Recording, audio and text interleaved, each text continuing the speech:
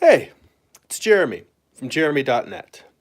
I am a comic book creator, writer, artist, self-publisher. I share my creative process with you guys on YouTube, and if you would like to support these videos, if you enjoy this channel, you can go to patreon.com. You'll get some bonus videos, behind-the-scenes blog posts, and additional content there. You can support the channel for as little as $2 a month, or $5 a month, or whatever you'd like to contribute. If you would like to read some of my comics for free online, you can read them at comics.jeremy.net. I have preview pages and PDFs of my first graphic novel, the current series I'm working on, and go over there, take a look. And if you would like to buy some of my comics, you can get them in print on amazon.jeremy.net. They're also available on Kindle. All right. So, for those of you who have been watching previous videos, I finished up the latest issue of my comic book Morningstar, which is it's Lucifer's Fall from Heaven, told as a Western. I finished up issue 7, got it off to the printer. So, only thing left now is to work on issue 8. And I've got to tell you, not only this week, but for the next several weeks, it's going to be, well, pretty much for the next several months while I'm working on the issue, it's going to be all spoilers because issue 8 is the final issue of the series. I'm wrapping it up. I'm bringing it in for a landing. This is the end. This is the final lap. Let me bring the camera in here a little bit. Just this. So, what I have here laying in front of me is my outline for the final issue. And we're going to get back into thumbnailing, which, as you know, that is my favorite part of the process. It's oftentimes the most challenging, but it's a chance to really dig in. I mean, this is where the storytelling happens. I'm actually thinking through the story. I'm trying out a bunch of different options. This is one of those things where I don't go into a story thinking, oh, I know exactly how to tell this. I know exactly what all the right decisions are, how to make everything come out perfectly. The outline stage or the thumbnailing stage, well, the outlining stage too. But the thumbnailing stage really is a chance for me to explore different blind alleys, different possibilities, and look at all the different things that this story could be. Now, I'm actually going to experiment with something a little bit different from my my outlining phase the way I've previously done it, or my thumbnailing phase. A little bit early. The tongue is still waking up. A little bit different from my thumbnailing phase in that I'm trying to look at something I'm calling macro thumbnailing. Macro being large as opposed to the micro being the small. When I say the large, what I'm thinking about is trying to see as much of the entire story, as much of the big picture as possible. And I will tell you, a lot of this came out of working on the cover for the previous issue. I was working on the cover for the previous issue. I was having a lot of problems because I didn't do color thumbnails. I did a whole video about that called I Should Have Done Color Thumbnails. So you can go back and watch that one later. But in the process of going back and realizing I need to get back in touch with doing more color work on a regular basis, I was thinking just about thumbnailing in general and how, like, in future series, I would like to work on doing the entire, like, working out the covers for a whole series, not necessarily because I want to have them worked out ahead of time, but using that as a sort of a process of visual development for the whole series to think out my my characters, how they're going to interact, how the story is going to progress visually. And one of the things I was thinking about in this was when I was having trouble with the cover, I went out and I ordered a book on Amazon that I'd seen around and wanted to check out. So this book, it's called The Art of Pixar. It's a pretty dense, not dense, but it's a nice, heavy, solid book. And what this book is it is the complete color scripts from the Pixar movies. Let me scroll this down a little bit. or rather scroll backwards. Zoom out.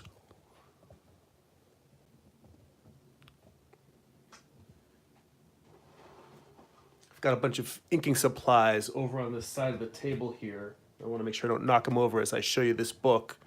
Oh, in the chat. See, Ian Rocks is there. He said he forgot to say hi. You know what? I knew you were there. You were talking right before we got on. I knew you was going to be there. So, no worries. And if you guys have any questions, feel free to ask. I will try to answer. Sometimes I get a bit long-winded and caught up in whatever I'm doing, but I always try to come back and check the chat every few minutes just to see if people have questions or comments or what have you. So this book has the color scripts from Pixar movies, and what they are, for instance, this is a section on A Bug's Life, which I still haven't seen A Bug's Life. I've probably only seen about half of the Pixar movies. I haven't really made much time to go to movies lately. So what this is a series of basically thumbnails. They're color thumbnails working out story beats. So they're obviously not full, complete storyboards. It doesn't walk you through every single act that the characters make in every moment. But what they do is they kind of walk you through the major story beats of each scene throughout the entire movie. So it's got Bug's Life in here. It's Toy Story 2. Depending on the movie, some of them, I think on the early ones, the color script was much shorter. I think the very first one for Toy Story, first one for Toy Story is just 1, 2, 3, 4, 5, 6 pages. But the whole movie of Toy Story is told through these color thumbnails. And I was thinking not only about that for working through my my cover art and working through color pieces, but much as I'm working on the my individual black and white thumbnails, normally when I go in here, I'll just start and sort of grid out the page, figure out what beats I want to be where. Just in terms of I've got each page is just broken up into a description. For this, I should show you a little bit more of my script, or my outline rather. Now we shall zoom back in. So the way that I used to do this was I would just simply have a page, and try to describe what happens in one sentence. Go through all of that page by page by page.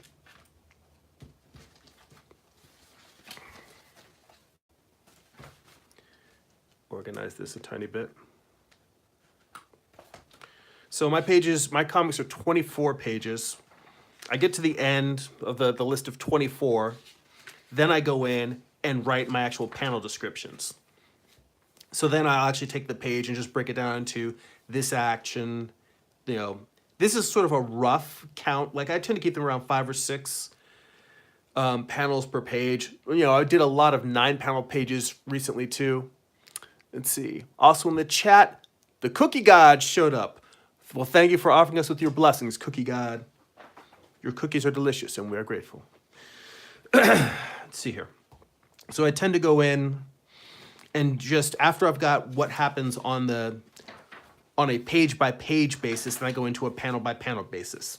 But the one thing that I changed recently in this issue is actually, again, the whole reason we're talking about macro thumbnailing is pulling back and even going from what happens on this page, what happens on this page, what happens on that page, to go and to look at it in terms of scenes. And what I consider a scene is a spread, meaning if you open a book, you've got your left page and your right page. Let me see.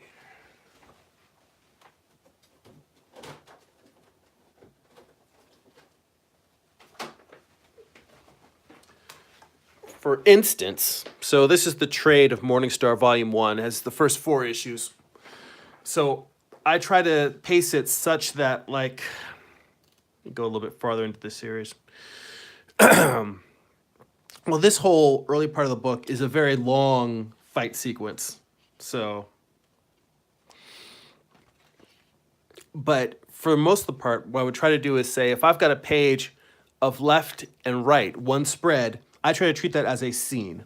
Now, the next scene, sometimes if I've got an extended scene, then it'll continue. But what I try to do is have a story beat happen across, not a story beat, but kind of like a, well, yeah, like in a movie scene when you change location. So I try to keep whatever's happening to 2 pages. And then the next page, if I need to continue it, I will. But otherwise, I move to a new location. Maybe I'm following a new character, but whatever it is, I tend to construct it so that a spread of pages equals a scene. And so that would break a particular issue into 11 spreads, which would give me 22 pages, plus my first page and my last page. So I decided to try, just as a thought experiment, breaking the whole issue down into 11 scenes. Now I make notes in there that, like, for instance, the first scene, I actually specifically said it's going to be 1 page, which will make the next scene, I have I can move stuff around. Maybe make the following scene 3 pages instead of 2 pages. This is all stuff that I'm going to move around and shift. So all this is just a guideline. But much like thinking about my outlining in terms of the macro, in terms of the larger, breaking it down into bigger chunks instead of smaller chunks, for the thumbnails, I made a little diagram for myself. Because what I wanted to see is what would happen. This little diagram here is kind of indicating, so I've got my page 1 off to the side, then this would be a scene, pages 2 and 3, pages 4 and 5, pages 6 and 7, all the way through to page 23 and 22 and 23, and then 24 at the end. So my thought is, normally when I do thumbnails, and I think, well, hell, I've got some thumbnails in the back of the trade. In the past, I have done my thumbnails, they're just rough, loose sketches. And even though they're shrunk down here in this book, some of these aren't much smaller than the actual thumbnails. I tend to draw them really small just so I can think about the major story beats and not get caught up in detail. Something like this tends to be what I start with. What I want to experiment with, and that's what you're going to watch me do today for the first time. And normally thumbnailing is something that I tended to do. I didn't tend to live stream it. I would, that's something where I would record beforehand and then produce videos, just do voiceover afterwards. It might be challenging to see how this goes because this is really where a lot of my thinking happens. And sometimes I'm just sitting there staring at the page and talking out loud or talking to myself. So this is as much an experiment for you guys as the viewer as it is with me as the creator. But what I want to try is, instead of breaking the page into the smaller panels and boxes that that would make up the actual story beats, I want to start with just picking one image that's going to define each page. And this is something I also have to thank, as I've mentioned many times, I bring up my buddy Carl Altstetter, veteran comic creator. And he mentioned over the years how, he's worked with some creators, some of the image founders over the course of his career. And he's mentioned how a lot of them, the 90s style of comic creator, of page layout, where it'd be sort of like everything felt very splashy, was that they would make a dominant image and then build all the other elements around it. Now, I'm not necessarily trying to do this for visual's sake. It's not necessarily me trying to make a cool image and just fit stuff around it and not tell the story per se. It's not that I just want to make the page look cool. What I want to do is kind of just build an overall framework for seeing the whole of the narrative. And then what I see is the individual panel, maybe the main image that I draw. It's not like I'm necessarily going to be able to read the whole comic as is just from these thumbnails. But I think that my goal is to try and create a set of thumbnails where I'm telling the story in one panel instead of multiple panels, and you get the gist of everything that's happening, and just seeing the larger picture. I'm trying to find a way to see the whole of the story. So, all right, we are in it now. So, I guess we will start panel one over here on the side.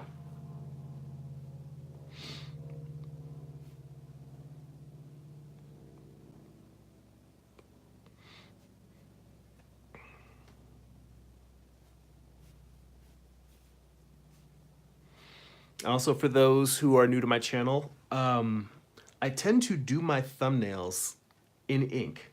And the reason for that is simply to practice.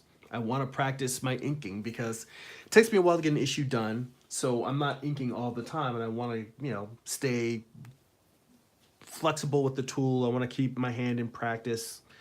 It's not something that with any skill, if you're not doing it all the time, if you don't use it, you lose it. So, and plus, thumbnails don't have to look nice.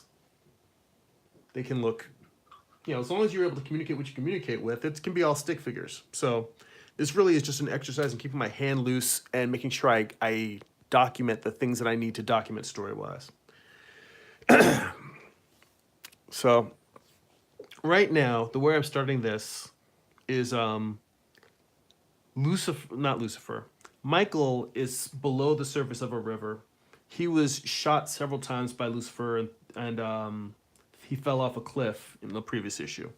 Like I said, this is all spoilers because this is it. This is the end of the story.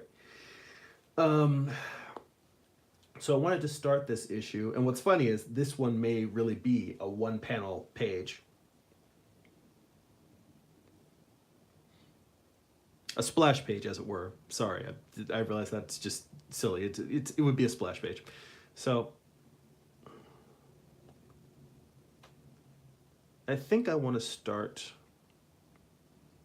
with Michael floating upside down. So I'm just starting with a really simple stick figure. She's floating upside down. He's going to be floating upside down in water.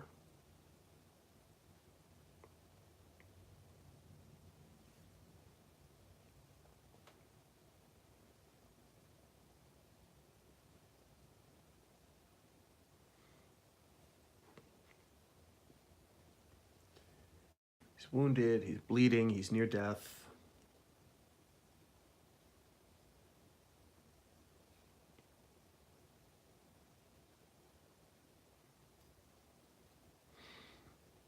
Maybe have his wings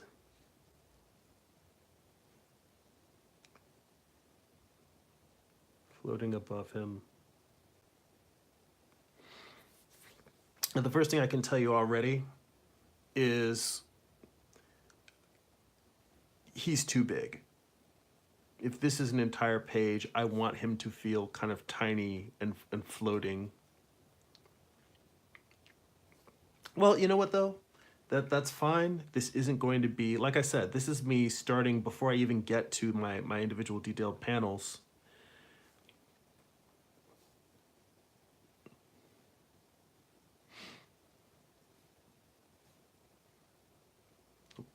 Just some bubbles.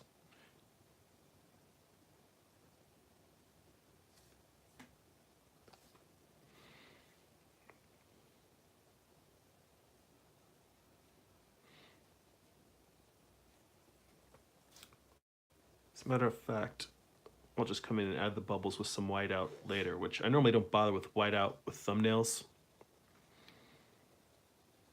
But with this, it's easier to just grab a little bit of whiteout and throw that on there as opposed to trying to leave the space around it.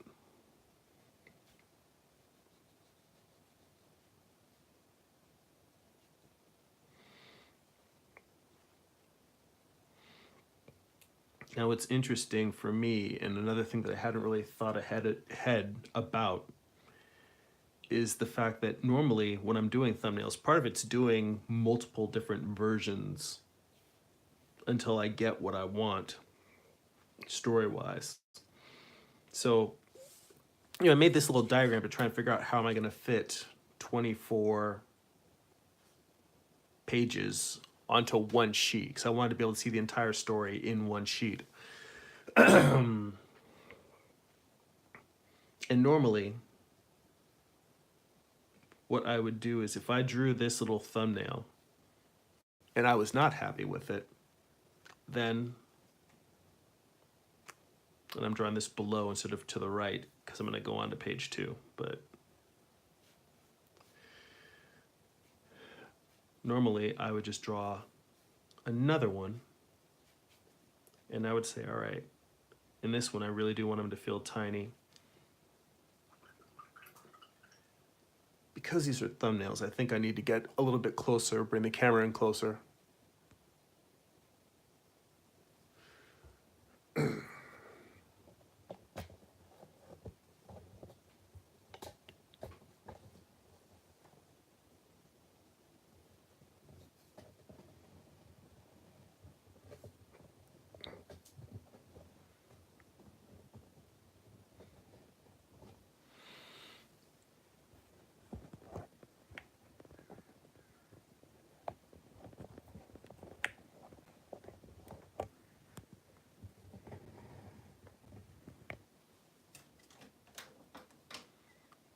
All right, that's a little better.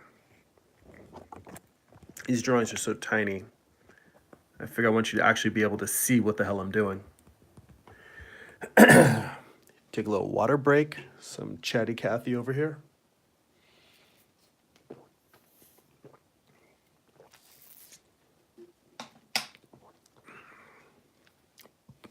If I'm slightly less interactive than usual, this particular video, it really is because this is, it's not that it's the most challenging stage for me, but this is actually the stage that I tend to be the most introverted about, like where I really basically go inside of myself.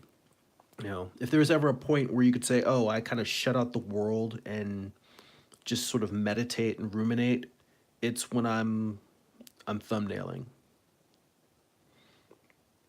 Because for me, this stage is raw imagination.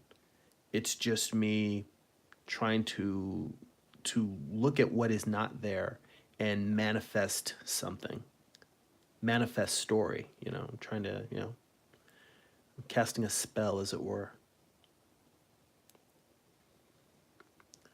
Even this little figure that I just drew here is bigger than I think I really want. Let's make him as tiny.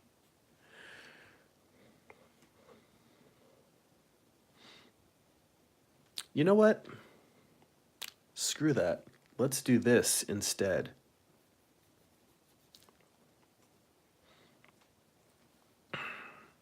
Then see, again, the nice thing about thumbnails is that there's no reason to be precious. This isn't like a final page that I've spent hours and hours rendering. It's just a little square and a little stick figure. If I want to paint him out completely, I can paint him out completely. Who cares? I mean, just draw another one in a few seconds. But let's give that, fortunately, India ink dries fairly quickly.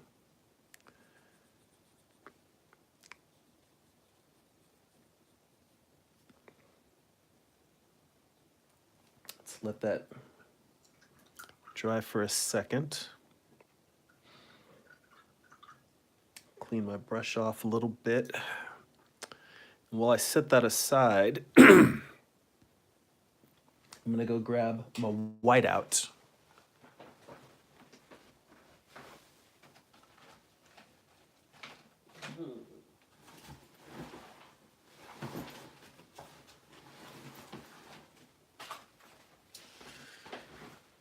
All right.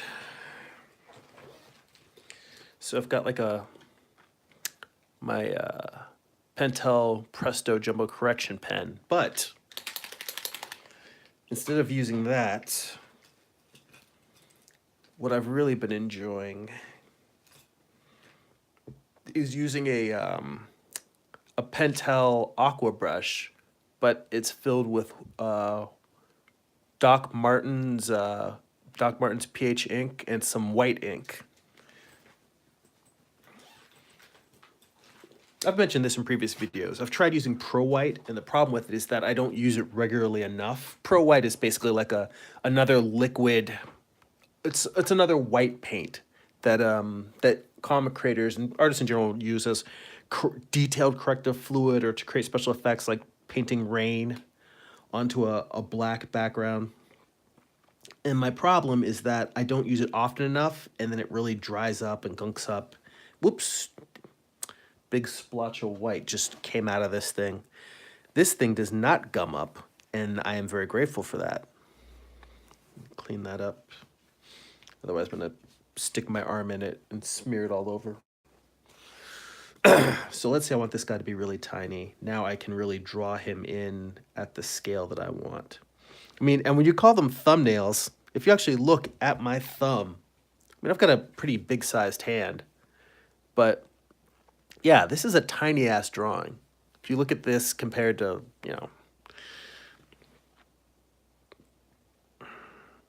because this is what I really want to get, is this sense of a character floating upside down in an abyss. Having him kind of below the bottom half of the page. Iron Rocks is the epic falling into despair thumbnail, yes. And the idea of having him below the midpoint of the panel gives you that sense he really is just descending and plummeting. And see, this right here, this captures, this is the reason for doing this experiment of macro thumbnails.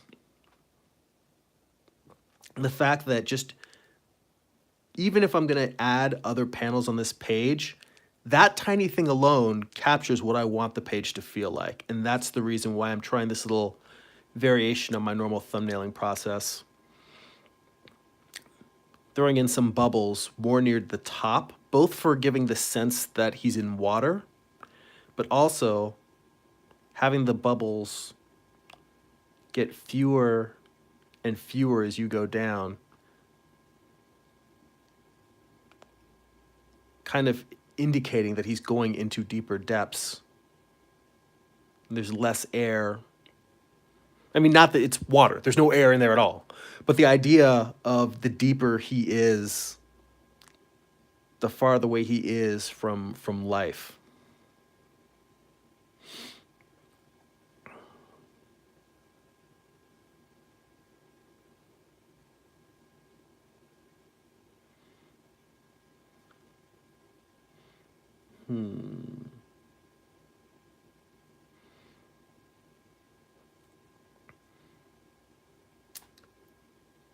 Okay, so this little thumbnail right there captures what I wanted.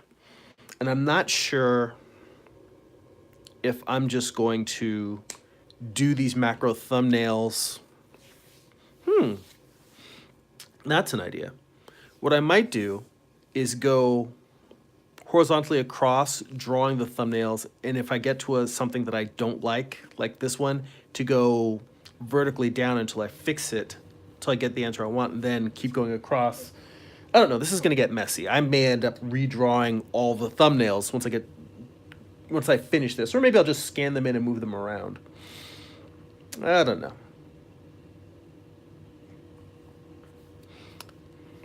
Let's see here.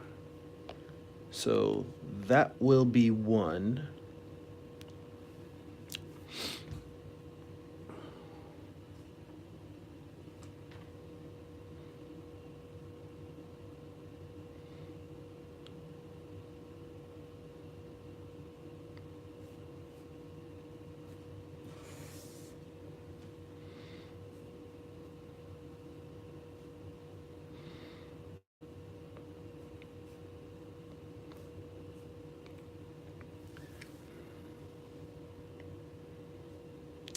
You know what? I forgot to put blood kind of coming off of him.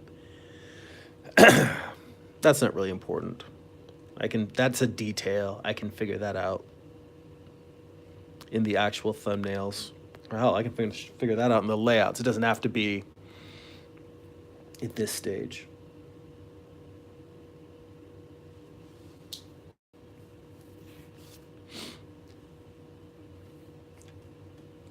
Now, I suppose I can go and look at my script here.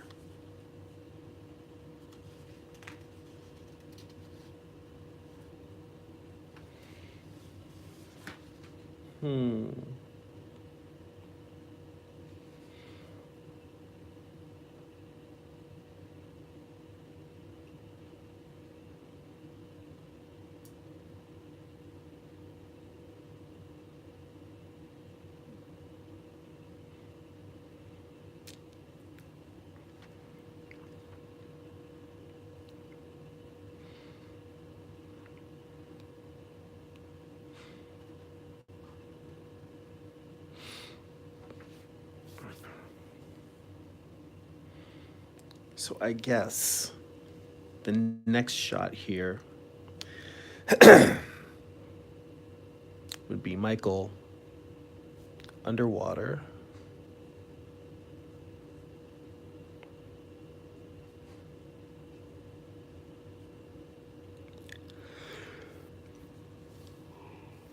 I apologize for yawning. Didn't sleep that well. And I didn't have any coffee this morning. I was debating whether I wanted to have coffee before getting on the stream. And I said to myself, well, I'm trying to drink less coffee. Not quit coffee, but just, you know. And I find that if I don't drink it on the weekends, then I sleep a little bit better. Give myself the opportunity to just let myself be tired if I'm tired and take a nap. Otherwise, I'll just go during the week and then go during the weekend. And that can burn you out. So what I'm trying to do here is, you know, I've got my little reference figures. I can probably show you what I'm imagining here.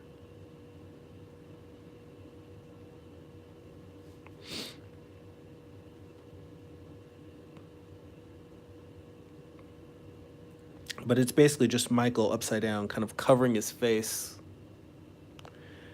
There's going to be a blinding bright light. He's actually underwater, drowning, and then God basically appears. Michael's ready to just give up and be like, you know what? Screw it. Lucifer kicked my ass. I'm miserable. My best friend is evil.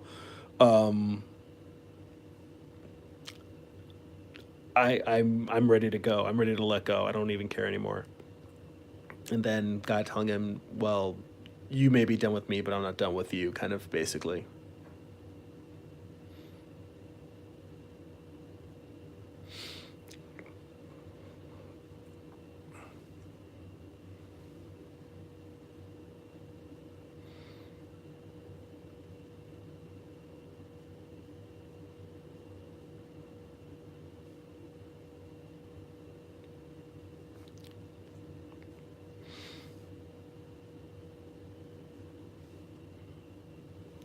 No, that's coming a little bit too much. I definitely want to. Don't want to give the idea that he's creating the light. I want to create the sense that the light is coming from off screen and it's shining on him.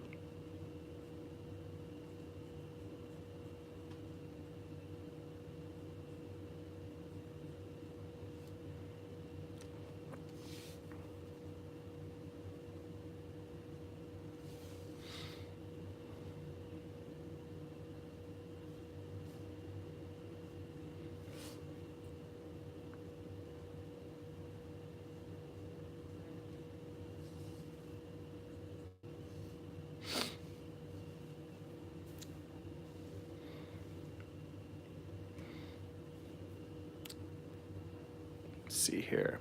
Oh, see Christian Vincent's on the chat. What's up, Christian? And Ian Roxanne, what's up to him? Yeah, so I am thumbnailing issue 8. So this mug is all spoilers because this is the last issue of the series. You are literally watching me thumbnail the beginning of the end. All right, what was I going to grab? I was going to grab my little reference buddies.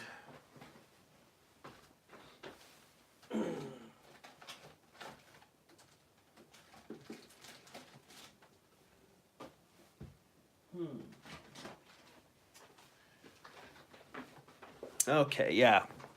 So I've got a set of the SH Fig Art figures. I bought these. This is not a paid promotion, as it were. I use them. I enjoy them. They're very happy. They're very useful. Iron Rock says he feels like he shouldn't be watching. Well, see, that's the funny thing. I always even said from the beginning when I put out the first issue of Morningstar, we all know how this ends. He's evil and he goes to hell. The interesting part for me is how he gets there. So in a way, it's kind of like, yeah, this is all spoilers, and it's all showing what the ending of the series is going to be, but we all know how he's going to end up. So what I wanted to go for was sort of a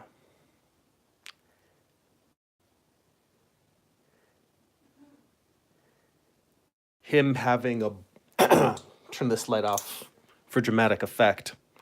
But I kind of wanted to have him underwater, and there's a blinding light coming underwater from the side, and he's just sort of like, you know, maybe I should have him turning the other way. Yeah, that might work better. But again, that's not particularly important. Those are small details. Those are not important to a thumbnail. These are just one of those things where I like to figure these. I see these things in my head. I'm always trying to figure out and see the whole picture.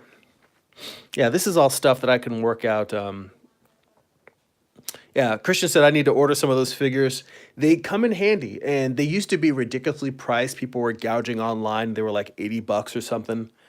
When I bought mine, they were either 30 or 40, but I've seen them online now for as low as $20. So I tried ordering some for like $15 from Wish, and one of the, but I could tell the quality. I could tell that they were knockoffs. They weren't as good as the actual SH Fig Art ones. So buyer beware. Try not to get gouged, but try not to get crappy ones either. In fact, I can show you the difference. Let's see here.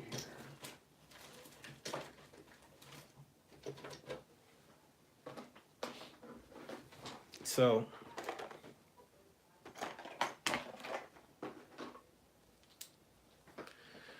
the one that I got from SH Fig Arts is this one. Now he is not.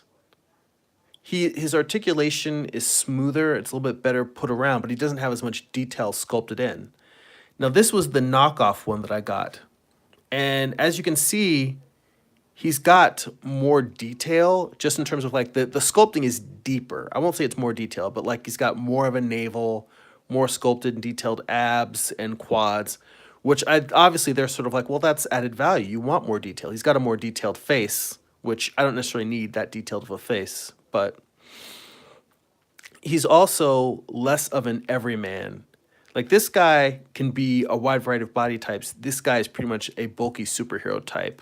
Now that isn't necessarily a bad thing because a lot of people drawing these are doing superhero comics or action adventure stuff like I'm doing. But just if you look at the fact that like the way he's put together in the back, he's got more muscle detail, but the joints just feel a little bit like, I don't know, I guess slightly less human. Like the way that his head is on, this head feels like a real human being. This one has sort of like a thick neck and a head perched on top of it. It's just sort of like the proportions are a little wonky on this one. Again, for what I paid for it, still a solid deal. I was pretty happy with them. The problem I had is actually I ordered a female one, and the female one of her arms was on backwards, and that kind of sucked. Those are the ones from Wish. The SH Fig Art ones I ordered, the original ones, those are good. Those are solid. I'm happy with those. All right, let's continue with the thumbnails. Yeah, I really feel like I haven't shown you much. Normally, see, when I'm inking, it's a lot more exciting, I think, because I've got the page laid out in front of me. I just draw, keep going, keep going, keep going. Thumbnailing really is just a lot of thinking. So Let's see here. That'll be page 2.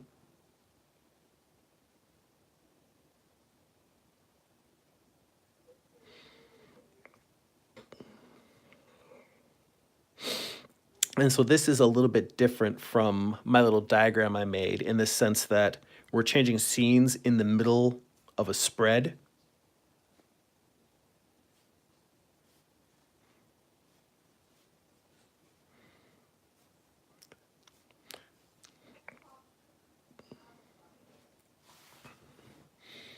But now what we're looking at here. So Uriel and Raphael have a very brotherly relationship. I mean, they're all archangels. They're all to some degree brothers, brothers and sisters. Well, all of the archangels really. So I have Uriel discovering Raphael's body, and I don't remember off the top of my head. I just know that's taking place in Lucifer's camp at night.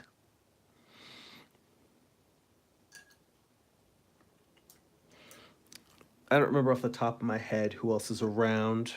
That's the other thing I started doing in my outlines is when I describe a scene. I listen to a lot of podcasts about screenwriting, so I'm trying to take something from that and the fact that I'm trying to write better stories, but I'm also trying to get better at drawing my backgrounds and my environments. So one of the things now is when I have a scene, I also sort of like, night exterior, day interior, whatever. I will say what time of day it is and what the location is. So it's still night, like this is all happening in the middle of the night.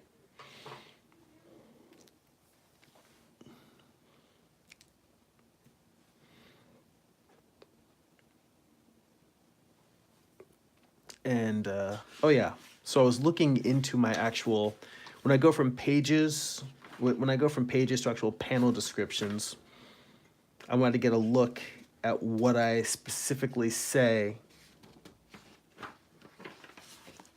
about Uriel finding Raphael's body.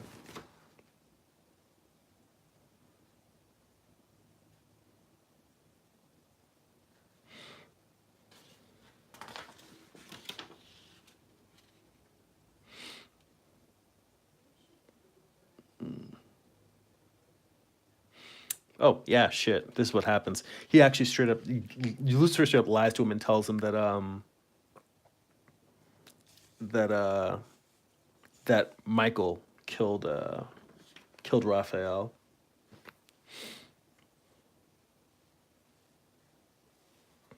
Because I mean, hey, he's the Lord of Lies. Of course he's gonna lie and blame it on somebody else.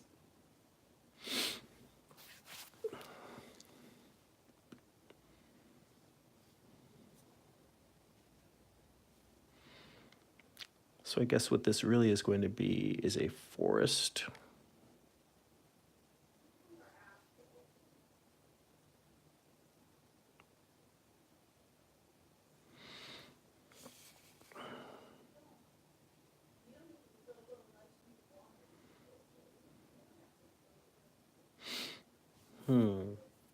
So the real question is, how do I want to frame this? Do I want to frame this? All right, you know what? This is thumbnailing. I need to stop being concerned about this stupid grid or diagram. I can come back and redraw everything in that later. There's a lot of different ways I can do this shot. I can do this. My instinct no matter what, is to do this with Raphael in the foreground.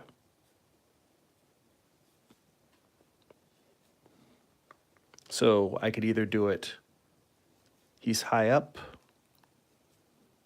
and they're looking down. Let's put a horizon line way up in the top.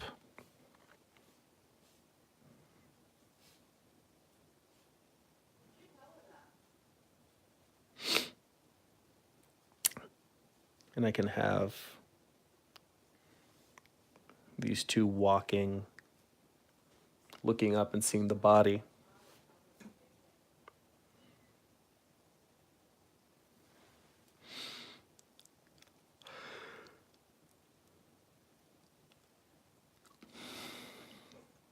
And depending on how the other panels need to go in this page, will decide whether I need to place.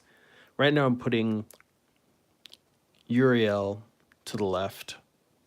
For those of you who haven't read, Uriel is the angel of death in my story, and he's this large, rather hulking character. He's not mean or unpleasant. He's just very, very quiet. Kind of quiet, insular guy. Let me grab a copy of the trade here. I see Ava's in the chat. How you doing? Thanks for joining us. Just doing some thumbnails, sort of talking through my my thought process here. Let me see where there's a good shot of Uriel. You get a sense.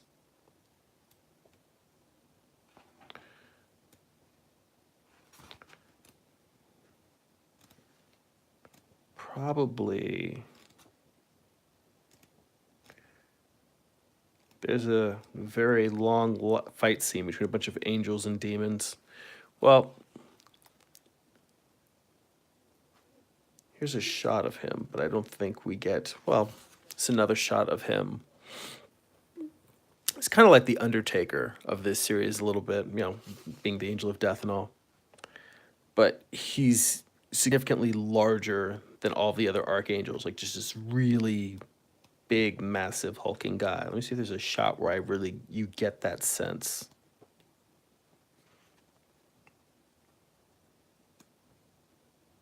Well, there's him firing a Gatling gun, but the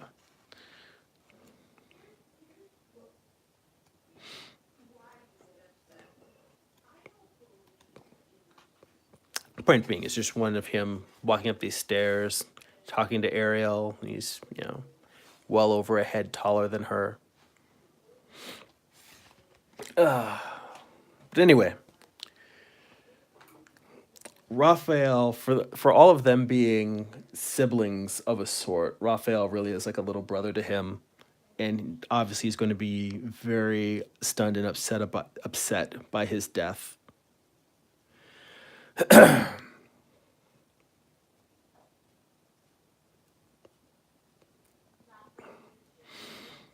Now, before I start going in and working in some details on the forest, what I'm going to do is look at alternatives, because this is the whole point of thumbnails, as I said, working through the possibilities.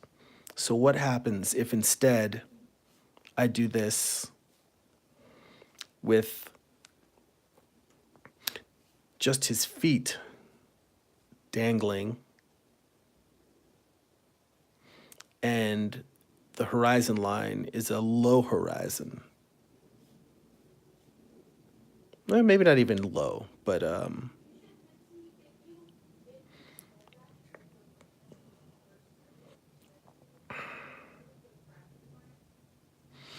I've used a shot similar to this. Is one of the other things is that it helps me keep in mind, if I look at like the whole story, the whole issue in just one thumbnail of one page each, I can see maybe if I'm reusing the same shot too many times, because I've used a shot similar to this for a similar purpose. There's a shot in one of the early issues when they're trying to track down some archangels that were kidnapped by demons. And they come across the bodies hanging. Not just hanging, but hanging and skinned alive. Kind of like, if you ever seen the original Predator movie, the Predator likes to kill and skin his trophies that he captures.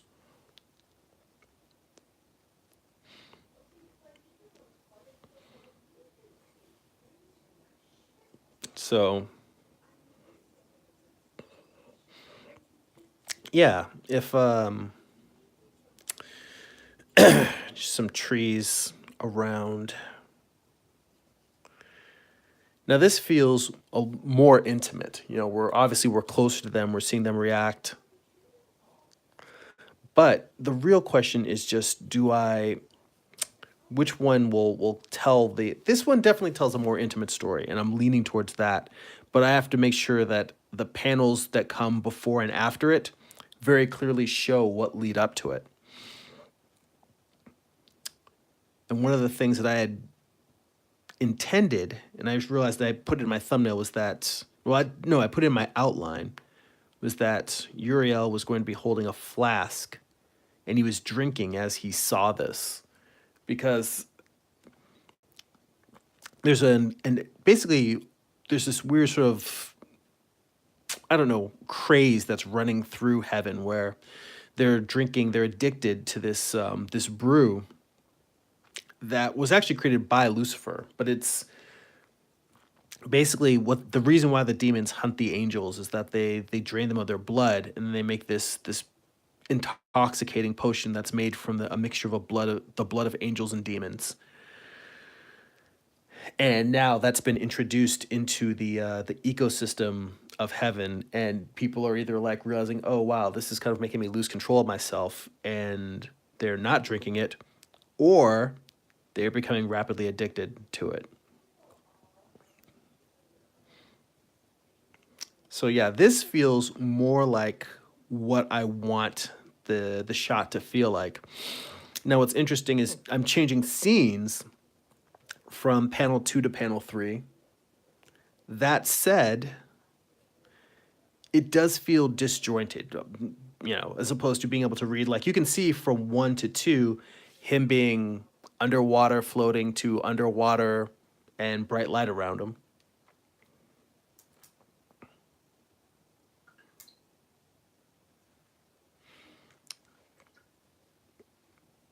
And even at this thumbnail stage, I don't necessarily feel like these two shots may still not be the end answer. I may still thumbnail out a couple of variations. I mean, there's actually no reason to get too caught up in this because, like I said, this isn't the final page. It's not like it's all going to be splash pages. There's going to be other things going on around this. So this might be enough for me to get as a starting point, and then I'll go in and do what I consider my proper thumbnails when I'm breaking it down panel by panel.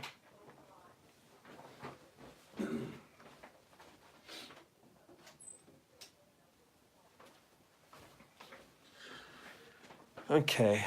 Surprisingly, for having only drawn 5 little pictures here, this morning has gone by very, very fast. We're already at 53 minutes. So I'll be on for another 10 minutes or so.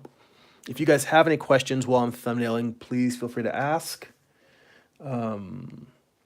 Otherwise, I will just continue to go on and narrate my thought process as I work out what's happening here in this story. Let's see here. So,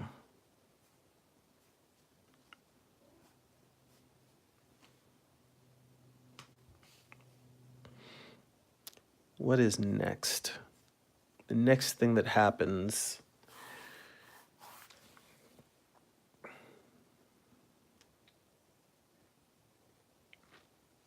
we cut back to Michael. I do a lot of cutting back and forth, not just in this this story, but in general in my writing. I tend to show, you know, a set. I guess for me, it feels, it keeps the pacing interesting. I want to try doing a story where I think in Eye of the Gods, I did follow just one character, but I try to keep the scenes short and keep them moving from one place to another. So now we cut back to Michael, and he's rising out of the river. So it's very sort of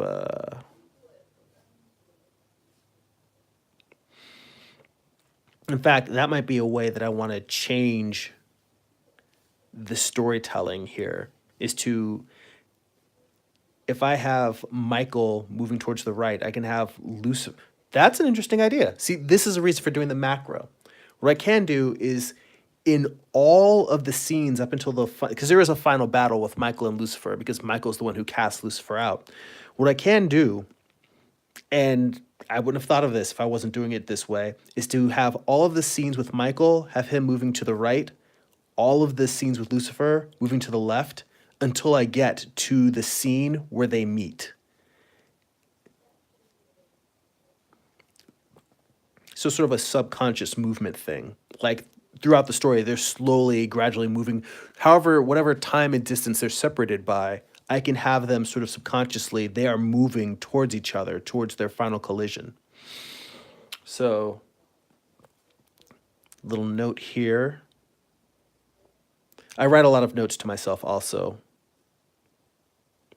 Flip, keep Lucifer moving left.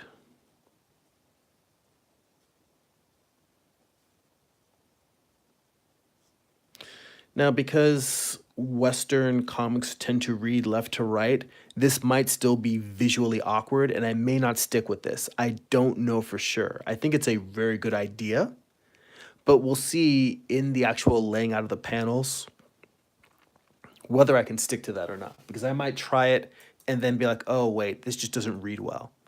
So it's a note for me to try, but like I said, these are the blueprints. The whole point of this is to experiment, to work out different possibilities within the storytelling, try different things.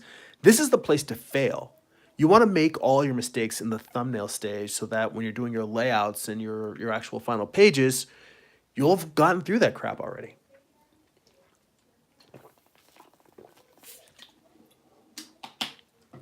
So,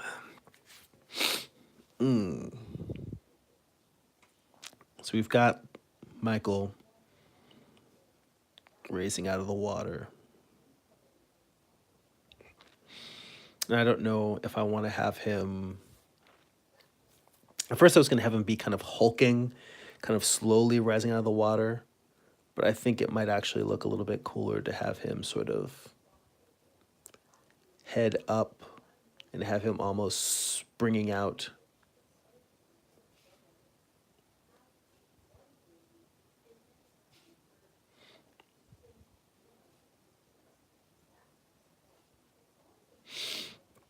Yeah.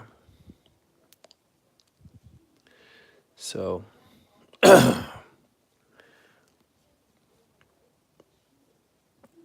yeah, just let him coming out.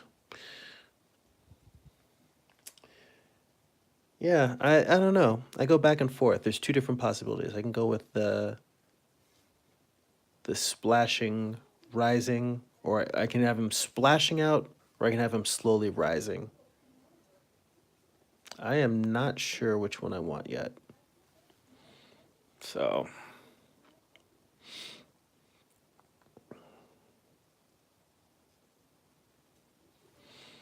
let's see here.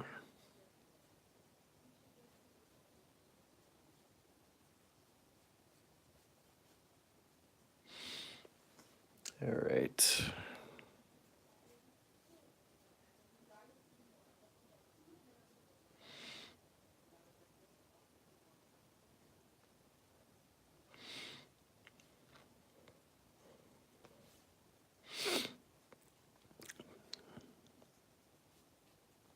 If I'm splashing out of the water there, let's look at an alternative shot.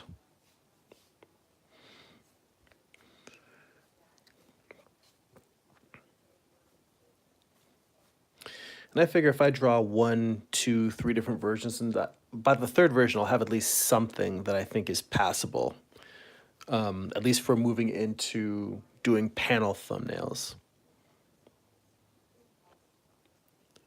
But for the other one, I was thinking of something sort of more like hunched over.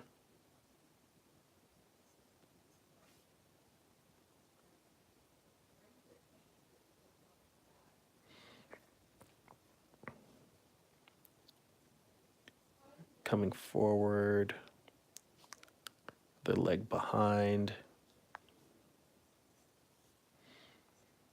Have this arm maybe coming out a little bit.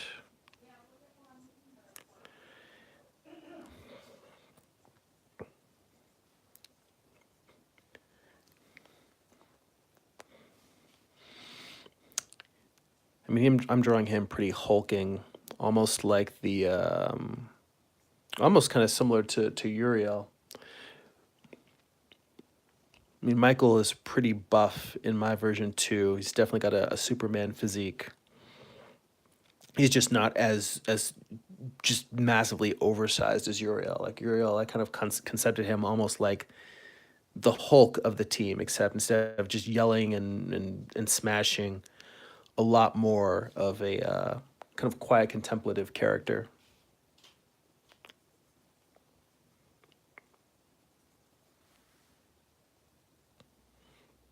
See, Iron Rock says, when I had talent, I loved thumbnails. Man, I've seen your sketches. You still have talent. You're just not using it. You can't, that's on you.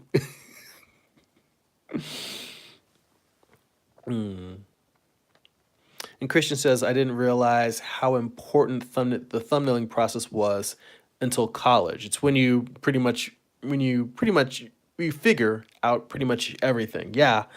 That's that's one of those things where whenever I've done a piece and I've moved ahead without having my thumbnails properly thought out and really understanding what I was going to do, I end up wasting. Yeah, like you just said, it's less work later down the line. Yeah, if you don't, if you try to say I'm going to figure it out on the page, then all of the work that you end up doing in the thumbnails you end up doing, but it takes longer because you're working usually on a larger piece with more complex media or material. It takes longer to fix those mistakes. Whereas in this, like the fact that if I don't like one version, I can just draw a little thumbnail next to it. And just I can just draw these like in that time, in just a few minutes, to make a picture that pretty much communicates a guy rising out of the water.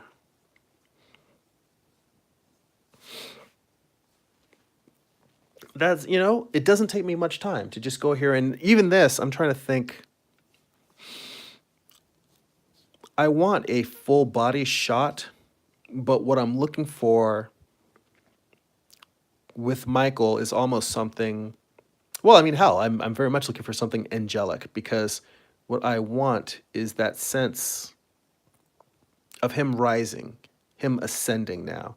Because what happened to him when he was underwater is that God healed his wounds from Lucifer shooting him, and also sort of told him the reason why Lucifer is the way he is.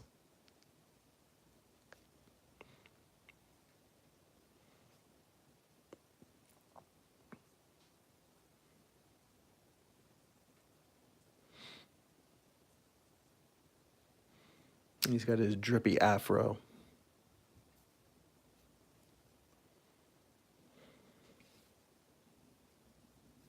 It's not normally drippy. He's coming out of the water, in case you were curious.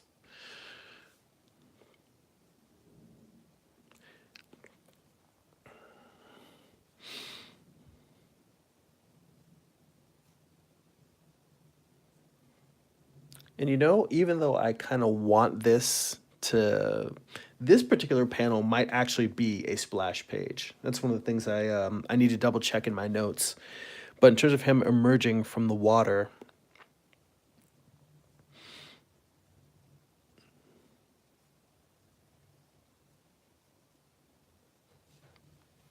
I kind of want to have that sense.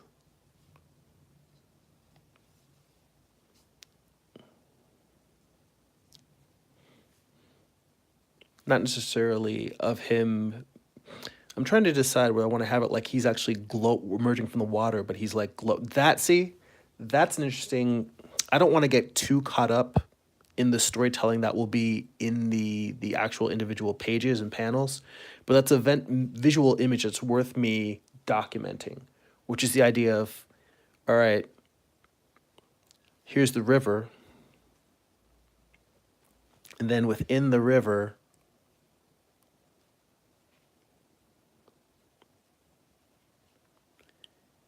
there's a glow. Something's glowing underwater.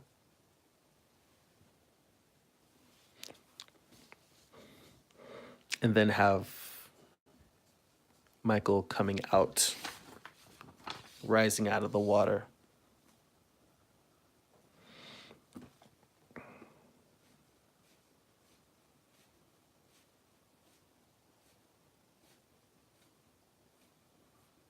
Simple feathering.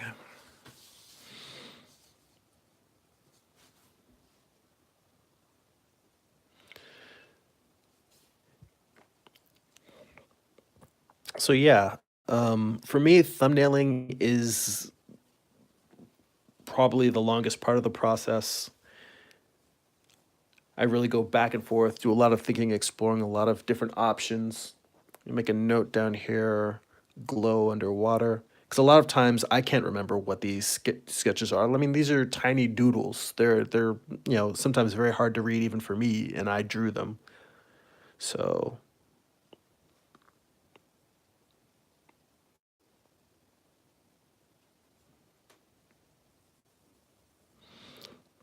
So I don't know how I'm going to handle what I mentioned before about formatting this is such that I have the whole story kind of on one page. I may just scan them all in, cut them up and move them around, or I may sit down and say, all right, I'm just going to redraw all of these thumbnails as quickly as possible on one sheet once I have all the images that I like. But yeah, the goal is to have 24 images that encapsulate the entire story before I even go into breaking down the individual pages.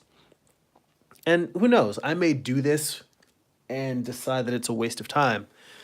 But if I like it, then I am going to then I'll incorporate it into future comics, future projects. I see Christian's calling it a day. He's got to go spend some time with his lady. You know what? Happy lady, happy life. Go do it. I am gonna pack it up as it is too. It says, "Don't hate, create." Those are some fine words. We should all live by them. So, everybody who's been on here, thank you for joining me. Thank you for spending time watching me working on my comics, my creative process. Again, as I've said, if you enjoy these videos, if you enjoy my YouTube channel, find these videos useful, then please subscribe to my Patreon campaign. You can become a member at patreon.com/Jeremy. There's bonus videos, exclusive blog posts, and additional content. If you would, again, like to see some of these comics, see some of these characters I've been telling you about from Morningstar or from my first graphic novel, you can go to comics.jeremy.net. And if you would like to buy some of my comics, you can go to amazon.jeremy.net. So, thanks for hanging out, y'all. That's it for now. Go be creative.